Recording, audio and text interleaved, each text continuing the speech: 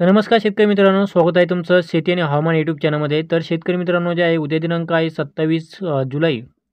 तर जाणून घेऊया उद्याचा हवामान अंदाज. तर उद्याच्याला आपल्याला जे आहे काही जिल्ह्यामध्ये आपल्या विजांच्या कडकडाटासह जोरदार ते मुसळधार पावसाची शक्यता या ठिकाणी पाहायला मिळणार आहे. तर जाणून घेऊया कोणते आहे ते जिल्हे.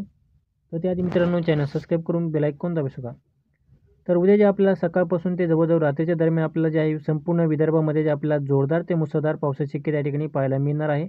तर त्यामध्ये नागपूर, अकोला, अमरावती, यवतमाळ, चंद्रपूर, गडचिरोली, भंडारा तसेच नांदेड आणि हिंगोली.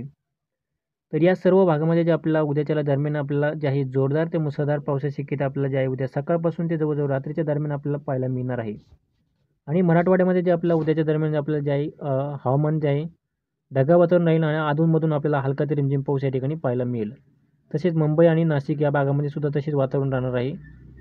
आणि कोकण भागामध्ये सुद्धा आपल्याला जसे कोकण भागामध्ये थोडा रत्नागिरी जिल्ह्यामध्ये थोडाफार जास्त पावसाची शक्यता या ठिकाणी आपल्याला पाहायला मिळू शकते.